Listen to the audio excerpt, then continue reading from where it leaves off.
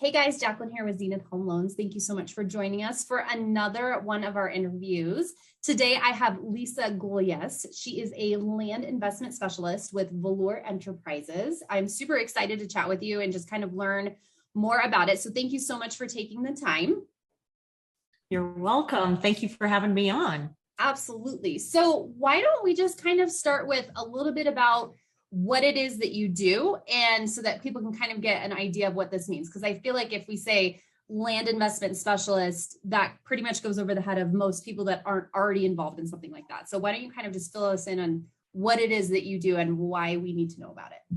Yeah, it's not something that most people think about. So when people think about investing in real estate, most people will say, okay, well, I want to invest in rentals, or I want to invest in maybe storage or parking lots, or so that's actually the secondary market. They may want to invest in apartment complexes. Well, before all of that was developed, somebody owned the dirt. And it's not really something that's spoken about of how much money you can make by owning the land, selling it to developers. Mm-hmm. You don't think about that. People are like, oh, and then when I was initially a long time ago, before I became involved, I kept thinking, well, I need millions to invest in land. And that's not true either. Right. So basically what we do is we think everybody should own a little bit of dirt in their financial portfolio, as a diversification of your financial portfolio. Mm-hmm. And what we do is we help people purchase properties in the path of these developments prior to developments. And when it is a buy and hold. So when you buy them and it's pre-developed land, what we specialize in is the area that's high developed, high growth. And we put people in the path of these developments, and the returns are phenomenal. So, we always say you plan on where we are, and where we help our investors buy. You plan on a 10-year hold. Okay. We don't know if it's going to go in 2 years. We've seen properties, on the exit go as quick as 2 years or under, or, maybe a couple years longer, but usually about a 10-year hold. The thing that we do the best is finding these properties that are not likely to be a 30-year hold like everywhere else. Right. But there are some aspects of what we do that you can buy land where your returns are incredible on the exit. So we not only help you buy them, we're here during the time that you're holding them, and we give you updates on what your property values, what's going on around your properties. And then also when you are exiting with a developer that's, buying your property, we help you exit for the highest price return possible. Okay. Awesome. So that's in general. Yeah. And so why do you think it's so important to invest in land ownership as a secondary or diversification of your investment portfolio? Because most people, as you mentioned, when we talk about investing in real estate, we're thinking, oh, I need to buy a piece of land with a property on it. So why do you think buying just the dirt is so unique in that? Because I feel like people just don't do that anymore, really. Or maybe people don't think that there's any land left. Yeah, well, there's that too. That's what I thought too. I'm like, there's land left to buy, to own? Right. What? Wasn't that taken a long time ago? Yeah. But no, yeah. So what we do is thinking about this investment as one single investment that will not lose value. That's interesting. Yeah. Now people might raise their eyebrows and like, what does that mean? You will never lose value in your property. When it comes to real estate, it's what's on the land that depreciates. Okay. The land always appreciates. So that is something that is so interesting to think about. Land over time has only gone up in value. Yeah. So it is an extremely secure investment. It is also the most conservative investment. So when you think about the stock market and you think about even cryptocurrency, the waves that you're riding on those waves, that does not happen in land. So land has a constant gradual increase. And what's super interesting is when you're buying land and you're buying land from us, and we know the path of these developments, basically, we follow the infrastructure. So that means we're following the roads, we're following where they're expanding the roads, where they're putting in utilities, where there's developments that are going on around it. Mm-hmm. And when we're buying in that path, anything that comes within a 3-mile radius of your property is increasing in value. Okay. Always. Yeah. Okay. And so it won't lose value, which is really nice to know. Yeah. And so of the clients that you've helped purchase, for you personally, or just that you know with Velour, is there, I guess, what's the longest hold you've seen so far? Not all of our investors will use us on the exit. So if somebody might be holding on to it a little longer, I don't know. But, I would say I've seen and heard properties maybe hold out for, 12, 14 years. Okay. Now, that being said, the longer you hold, the higher price you're going to get. Yeah. So, you take an investor that, I'll give you an example. Okay. You take an investor that has purchased a property. Okay. That might be, let's just say, an investor that purchased a property for $1 per square foot. Okay. On 1 acre. Okay. And 1 acre is 43,560 square feet. So your investment would be 43,560. Mm-hmm. Okay. Well, then maybe let's just say, 6 years, 4 years, 6 years go by. Okay. And a developer will come in and offer you $7 per square foot. So that would be $304,000. That's not bad, right? Yeah. Okay. Let's just say that you're in an area that's developing around you and you happen to just know for sure that you can probably get a better deal out of it, but you're going to hold on to it another 3 or 4 years. Mm-hmm. And you tell the developers, hey, you know what? Come back and we can talk when we're at $14 a square foot. Mm-hmm. Well, that's double. That's double. Yeah. That's more than $600,000. Right. So the best thing about this is you are in total control of when you're ready to release this property. And if you're not ready to release it right away, maybe $7 a square foot is a really good return for you and you love it, you take it. Mm-hmm. Maybe you want to hold out for a longer. So that's another thing. You are in total control. The stock market's not driving your value. Right. And then what kind of holding costs would I expect to experience when I buy a piece of property?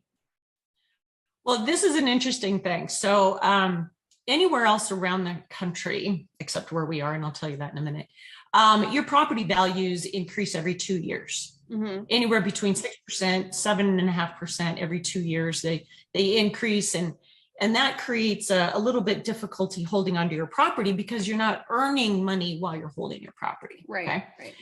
Where we are, there's one state, probably the entire world, there's one state that your property taxes are fixed, and that's California, and that's where we are. Okay. And so I'll give you the scenarios of what happens in California, but in California, your property taxes are fixed at 1.3% or less for the life of ownership. Okay. While you're holding, you will not pay more than 1.3% of the purchase price. Okay. So let's just say you purchased a residential property, zone property, and you are upzoned to commercial, which is a higher price on the exit, much higher. Right. Your property taxes are still fixed at 1.3%. That's your holding cost. That's your only holding cost. Now if it depends on how you fund it, right? If you have an IRA, that's different. You might be paying IRA fees, but that's about it. But on property, you're paying your property taxes, and that's your only holding cost, which gives you holding power to hold out for the highest price on the exit possible. Yeah. That's so I'll elaborate a little bit about California. Okay. So in California, it is what I call the perfect storm or the perfect land area for investments because several factors. Obviously, I just mentioned one, and that's the property taxes.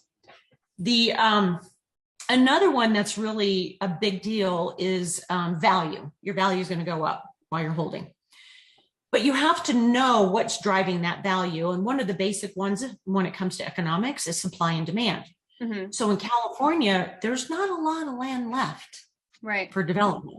So we have a supply and demand thing going on. There's a huge demand for growth and very little land left. And that's why we are in those areas where that is available. So that's driving value really high. And that's a big return. And the other very, very important thing to know is that as a landowner in California, which isn't common, in California, you do not have to pay to entitle your property. Now, what does that mean? A lot of people may not understand what that means. Before a development project comes into play, you have to put the roads in, the utilities. Oftentimes, you have to work with the county or the city to rezone it. Maybe you have to upzone it for a higher density for residential, or you have to rezone it for a commercial property. So that costs an enormous amount of money. All the entitlement work costs hundreds of thousands of dollars. In California, as a landowner, you don't have to entitle your property. It is the consolidator who's consolidating the project for the developer or the developer, themselves that need to entitle the property. So yet again, the costs of holding a property taxes that don't reassess every 2 years. Yeah. And so then who owns this property that you guys are getting access to? Who's the owner of those pieces of land right now that are then giving you guys access to sell them? Well, something different that we do not broker properties between buyer and seller. So we are not working off an MLS listing. What we've done, our company knows how to buy land. We know how to mitigate the risks because there are risks. There's several risks with buying land. So we know how to mitigate those risks. We ensure that it's developable in high growth areas. We do all the research on it. We buy them. So we put all of the properties into our own inventory first, and we sell from our inventory to our investors. It's so important because you don't really know what you're getting if you're purchasing from an MLS unless you know how to buy land. And so we work with typically most of our properties are middle to high income earners. So and a lot of people don't know how to buy land and they always wanted to own land. I was one of those. I wanted to own land, found out that I can, and who knew? I didn't know that I could actually own land. And then how do you do it? How do you know what you're looking for? How do you know what you shouldn't buy? And I feel like, because I get a lot of questions about clients just because of the price points that are here right now in Colorado is, hey, I think I'm just going to buy a piece of land and build on it. And it's unfortunately not as simple as I'm going to buy a piece of land and just build on it, because just as you're saying, you need the infrastructure, you need your utilities, you need roads and all of that stuff. So you can't just take out a piece of land in the middle of nowhere, as nice as that would be, and just throw a house on it and be able to function completely, unless you want to be completely off grid, which is a totally different thing, obviously. So you guys are solely based in California. Does this type of work take place in other states? Are there plans? Because eventually the land will run out, I assume, at some point. There's not going to be anywhere else for us to go. So what happens then? Do you have intentions of branching out into other states, or does it not make sense to do in other states, or what are your thoughts? Not with Velour. So with our company, we've been doing this in California for now, 42 years, coming up on 43 years. And so we've been helping well over 20,000 investors make phenomenal returns on land. We are seeing land run out, just like you said. But because of the scenarios that I just laid out for you, the low supply, high demand, the fixed property taxes, Mm-hmm. and the values that are far surpassing anywhere else. Let me mention something about land in California, okay, Mm-hmm. as opposed to typically the rest of the country. So when you purchase a home, say, because I live in Colorado, purchase my home, the total percentage of my home, okay, would be about 75% of my home cost, and 25% is the land. Mm-hmm. Okay, ish. So you average about 25% would be the overall, cost value of, or the percentage of the land. In California, it's 61%. Okay. Land prices are why prices in California are so high. Right. However, we know how to buy low, and you get those values that are increased so dramatically. Mm-hmm. So not only is it a supply and demand issue when it comes to the value on your exit, Mm-hmm. but it's also because the overall, project a developer's coming in with, when it comes to purchasing and developing that property, 61% of the cost is their land. Okay. Something interesting to think about. Yeah. And so that is just sets California apart. So we are not all over the country. We're not planning under, Velour's umbrella of what we do now. Mm-hmm. We will be a different type of land company when we're lowering, our inventory is lowering, but we have some phenomenal opportunities that people don't even think about buying in the path of types of real estate developments. Right. And so how much on average do you think, or do you recommend somebody has access to in order to kind of, if they wanted to start this endeavor and get involved, like what's the general number that I should kind of have in mind? We can actually, they're all over the board. Okay. But you can invest as small of an investment of, say, we've seen, $25,000 investment. Mm-hmm. Mm-hmm. My average investors are probably between 50,000 and 600,000. Okay. So it depends on what the zoning is, where you are, how big the property is, but primarily the most important thing is what's the highest and best use of this property. Okay. That's what you're going to pay for. Okay. So for instance, mixed use zoning, where you have retail and condos on top, that is the highest price exit with a developer that you can get. So it's going to probably cost just a little bit more. Okay. You might buy 1 acre in a mixed use development, from us, that might be, $150,000 to $200,000 maybe. Okay. Mm-hmm. But on the exit, they're enormous. The returns are insanely enormous, because in California, you also own 500 feet of airspace. Oh. So you not only own surface rights, but you own above 500 feet above ground. Okay. So when you're going up, that's a huge return. Yeah. So investment, we also have, so I mentioned 25,000 is a low mm-hmm. end. My investors kind of fall in that $50,000 to $600,000 range. Mm-hmm. And then we also have, where we have a separate inventory, we'll work with somebody for 1031. Oh, okay. And that is a completely different arena. That's a different ball of wax. Somebody wants a 10-acre commercial property off of a highway because they need to do a 1031. Mm-hmm. We would look into our inventory to see if we have that $2 million to $8 million property that we have a separate inventory. We don't just, here you go, here it is. We just have a separate inventory. Yeah. Okay. And so, let's say I don't have that kind of cash liquid. What other ways? You mentioned an IRA. So talk to me a little bit about that. How can I use my IRA in order to fund something like this? Yeah, that's a phenomenal question. So that's what I did with my very first 2 properties. Mm-hmm. So I had a 401k that I rolled into a self-directed IRA, mm-hmm. and I purchased property, $38,000, right? So we work with your current 401k or an IRA and help you utilize that to purchase a property. It's hold money anyway. Yeah. Right. So you're holding on your IRA, and you want to secure your IRA. Let's just say, you've got some in the stock market, it's diversifying. and you take 20 or 30 or 50 or whatever, $100,000, and you move your money to a property, that would be titled under your IRA. Okay.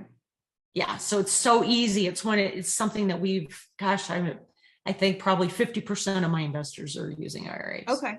And so then would I experience the same kind of penalties by touching those funds as if I just withdrew cash from the IRA, or is there some like extenuating circumstances because of where I'm directing the funds now? Yeah, you're directing the funds that are into a real estate hold.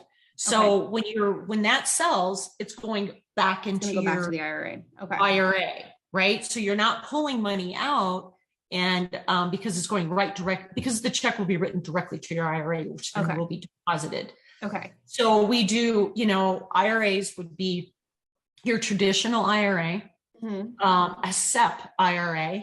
Okay. Or if you have a Roth IRA.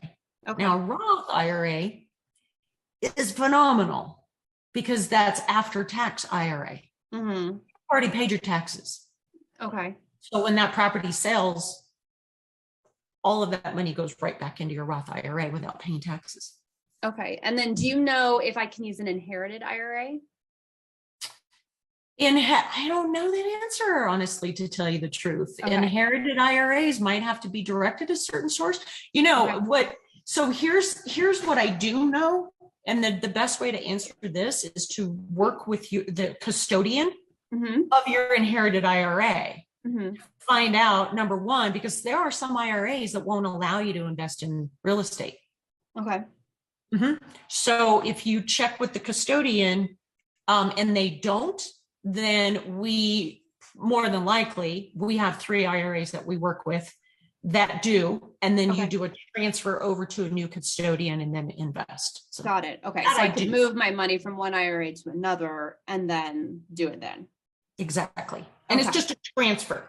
So you're not taking money out. You're not getting taxed on it. You're transferring from IRA to IRA, and it's just a new custodian. Yeah. It's simple. Okay. And then, so you've mentioned the returns that one can experience. So what kind of returns have you seen on your clients, generally speaking? Obviously, we're not going to hold you to any percentages, but generally speaking, what do you usually see? Throughout our company, we've seen actually 200% returns in a matter of a couple of years. We've seen 300% returns in a matter of 10 years. We've also seen 700% returns in a matter of 6 years. It's all over the board, and we don't know. But one of the most incredible, two properties currently today, this is today, right now, that we've been focusing on and this is kind of fun. We've been placing a lot of our investors in the path of these solar farms. Okay. And in California is mandated to be a 100% renewable energy by 2045.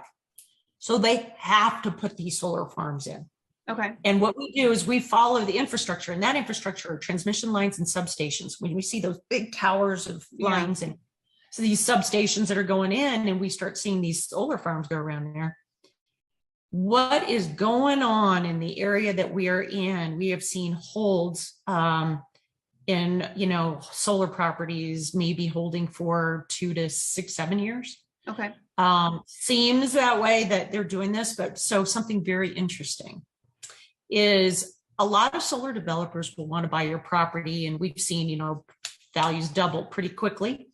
However, now we're seeing a lot of solar developers want to ground lease properties. And a ground lease could provide income from 15 to 40 years based on how long you ground lease for. And those numbers are even higher than 700% return when you're looking at what the return is over a period of time. Yeah. So and those would be the equivalent of what we see sometimes with people who've got like oil rights and stuff like that in some of these older properties in some of the more rural areas here in Colorado that they're still getting those payments on. So now you've created residual income with that, and you still own the property. Exactly. You're sitting on your dirt.